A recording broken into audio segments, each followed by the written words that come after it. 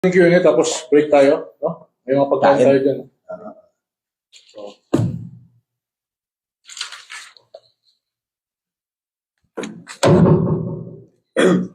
So, bago ang lahat, bago tayo dumako sa cross-examination, binabati ko muna ang ating mga panauhin sa live. Salamat sa mga nag-send ng stars, si Adjo Abdullah. At watching from Dubai, si Karim Gamban. Pati si Farhana Guru. Assalamualaikum warahmatullahi wabarakatuh po. Ngayon, tayo po ay dadako sa cross-examination. Ang bawat panig ay bibigyan ng pagkakataong magtanong sa kabilang panig na may kinalaman sa presentasyon o paksa. Ngunit bago ang lahat, isa lamang mahalagang paalala, paukol sa ating alituntunin. Muli, bawal ang interruption, bawal ang showdown, at dito ay pinahihintulutan ang categorical questions. So, pwede po sumagot ng yes or no. Pero bibigyan natin ng pagkakataong makapagpaliwanag yung sumasagot. So, meron tayong nakalaan, 10 minuto, running time, para sa magkabilang panig. At ang sasagot ay merong maximum of 2 minutes. So, umpisahan na po natin kay Karashid Indasan ng cross-examination. Karashid? Okay. Mabait si Pastor, ano? Kaya hindi natin ipitin si Pastor. Pero, okay. Pastor, kasi kanina pinisenta ko yung affirmation mo Islam, no? At nagbigay ako ng internal evidence sa Quran. Sa pagka-aaral mo, Pastor, yung the word Christianity, sino po ang nagpasimulang gumamit at anong taon? Kung alam mo lang. Ay, grabe, no? Church history review. Sa pagkakaalala ko, pag sinabing Kristiyano, hindi ito yung... Christianity mo, Christianity. Christianity, sorry. Tatagalog ko. Pag sinabing Christian, hindi ito yung pinangalan ng mga disciples. Okay. Ang tawag sa kanila, they are the people of the way. And yung Christian term ay ginamit ng mga Roman na pagtingin nila sa mga Kristiyano kasi instead of they are worshiping Caesar, they are worshiping Jesus. Okay. Kaya hindi ito nanggaling sa movement ng mga first disciple na ang pangalan ng kanilang reliyon ay Christianity. Salamat po. Kasi kanina, pinikumpara ko lang kasi kanina, internal evidence sa Quran, Diyos ang nagbigay, pangalan Islam, at ito ang reliyon ng mga propeta. Sa Bible po ba, meron tayong mababasang Christianity? Meron, pero pag sinabing Christianity during that time sa Biblia, hindi ito pinapatungkulan yung relihiyon. Hindi, yung word po, Christianity. Wala. Christian Wala. meron. Salamat. So sa Bible po ba, meron tayong mababasa na ang religion or fellowship, whatever, Diyos ang nagbigay ng salitang Christianity? Meron po ba tayong mababasa sa Bible? Wala po. Wala po. Si Jesus po ba, sinabi niya ang tamang religion ay Christianity? Hindi rin. Hindi rin po. Yung 12 apostol, nagsabi po ba na Christianity po ang tamang religion? Sa Biblia ay wala po. Apo. So, sino po ang nag-imbento ng salitang Christianity?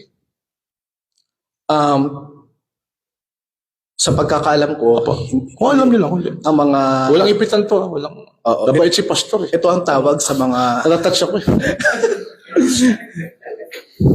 Ito ang tawag sa mga hindi sumasamba kay Caesar. Apo. Hindi sumasamba Ginansagan kay sila Caesar. na Christianity because yung iyan ay Hellenistic ito na Hindi term. sumasamba kay Caesar. Yeah. Ibig mo sabihin, may salitang Christianity na noon. No? Kasi di ba sa panahon ni Jesus Christ, ibigay mo kay Caesar ang kay Caesar at ang sa Diyos sa Diyos. Ay wala pa doon during that Wala po ang Christianity. Apo. So, anyway. Hindi. Nung namatay na si Jesus and then sumusunod na yung mga kapahayagan patungkol kay Jesus. Basta kung kung ang hindi pala Diyos ang nagbigay ng salitang Christianity, at hindi naman pala si Jesus ang nagbigay ng Christianity, hindi rin pala tulo ng 12 alagad yung salitang Christianity, then why Christianity? Yeah, that's a good question. Maganda siguro, the people of the way. The people of The way. the way. Yeah. Yun yung... Parang si Jet, ano yan, parang si Bruce Lee. Object kundo. Kasi Jesus said, I am the way, the truth, and the life. Kaya pagka sila mas nanuniwala kay Kristo, ang tawag ng mga tao sa kanila ay the people of the way. In Hellenistic term, doon pumasok yung Christianity na term. Christians na sa Griego na mga, kasi kung kanino ka sumusunod, nilalagyan nila yun ng follower na iyan. Yun yung pinaka dagdag para ma-recognize kung sino ang pinapalo mo. Okay. Now, pag sinabing white Christianity, wala naman sa sinasabi na ang Christianity ang tunay na relihiyon in a sense na name itself, kundi ang papabilang sa sakawan, sa covenant family ng Panginoon, ng God itself. Okay. Yes. Okay, ginagalang natin si Pastor. Okay. Binasa mo yung yung curious kasi ako binasa mo yung 1 Corinthians chapter 15. Pero I will quote in 1 Corinthians chapter 15, lalo na in verse 14 and verse 17, sabi ni Pablo, kung si Kristo ay hindi nabuhay na magmuli, ang iyong pananampalataya, walang kwenta. Ang aming pangaral, walang kwenta. Sa verse 17, kayo'y nananatili pa rin sa inyong mga kasalanan. Ito po ba, Pastor, ay sinabi ni Pablo o sinabi ni Jesus Christ? Meron po bang mababasa na sinabi ni Jesus Christ na ang ganung paniniwala, ang ganung walang kwenta pananampalataya niyo kung ako'y hindi mamamatay?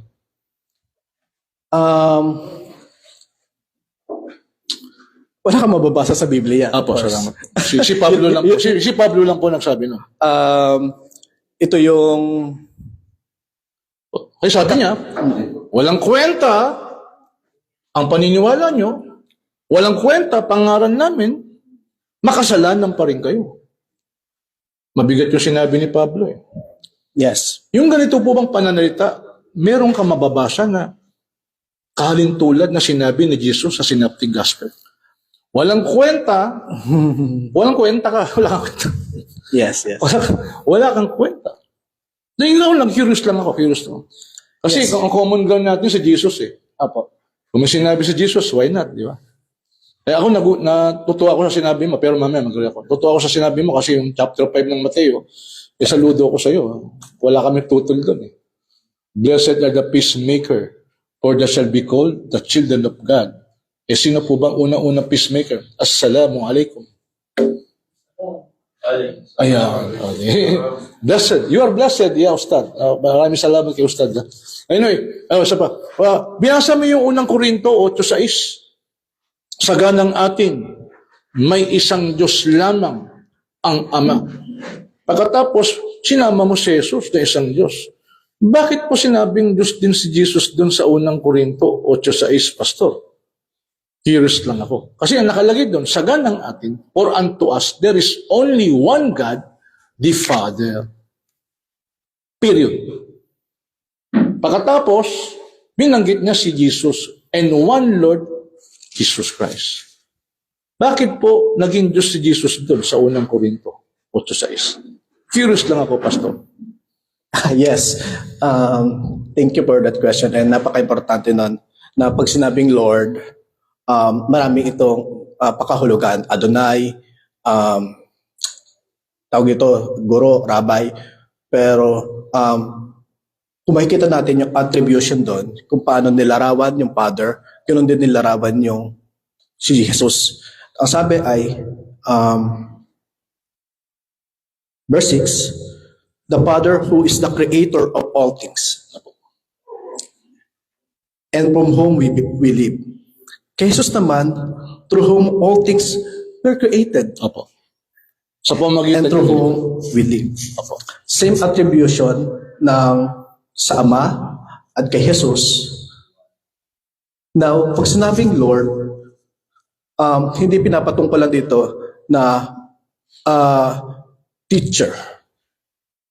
So, Diyos po siya. Yung Lord po, Diyos Yes, Lord is sometimes ginagamit nila na term para maiwasan yung confusion about polytheism. Because they believe that there's one God So, alone. okay, Pastor. So, ibig mo sabihin, Pastor, yung salitang Lord, kurios. kay Jesus, ang ibig sabihin nun, Diyos po. Tama po ba? Yes, echoing the Isaiah, the Isaianic term, Eh, Lord. Okay, Pastor. Paano po ito, Pastor, kung yung salitang Lord, kurios, na titulo ni Jesus, pag sinabing Lord ay Diyos na, bakit po ang nakalagay sa Acts chapter 2 verse 36 na ginawang Panginoon, Kurios at Kristo itong si Jesus?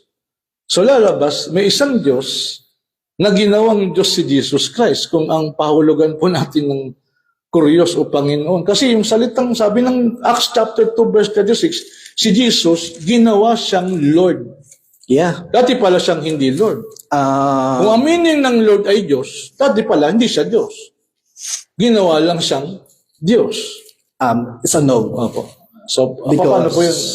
Acts chapter 2 is pertaining about... 36 po. Verse 22, verse 36. Yes, chapter 2, verse 36. At kapag kababasahin natin yung Biblia, actually,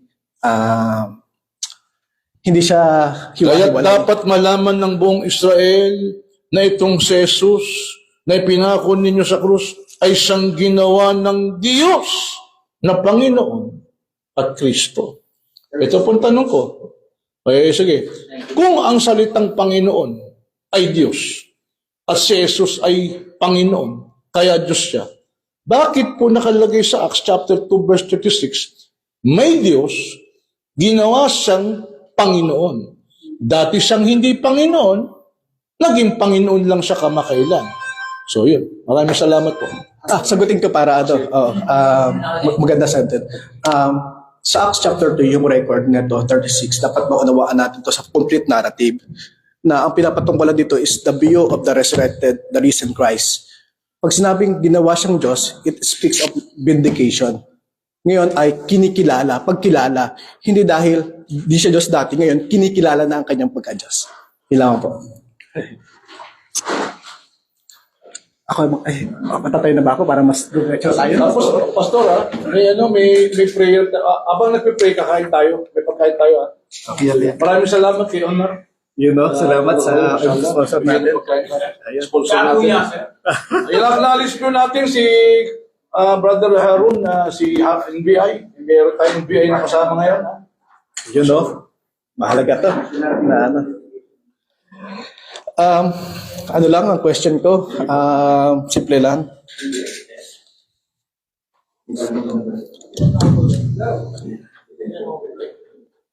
Ito muna, una. Kanina, nahiya akong ipitin ka, kaya soup lang yung tanong ko. Hindi na.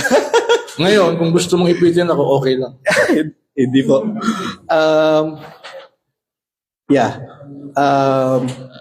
Gusto ko sana na patungkol sa konteksto ng Pilipinas lalo na yung mga kapatiran natin sa Mindanao.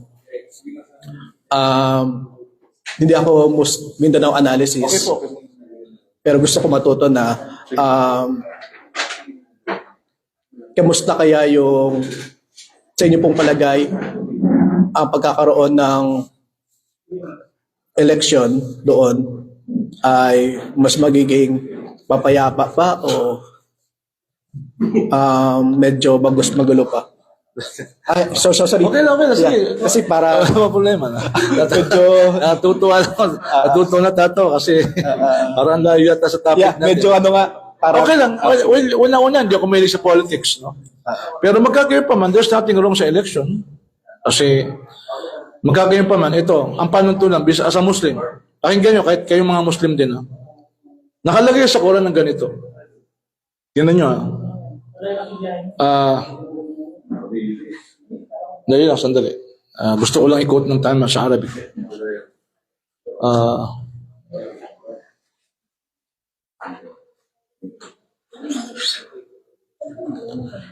Sabi ni Allah subhanahu wa ta'ala sa Quran, ikaw ang nagmamay-ari ng kaharian.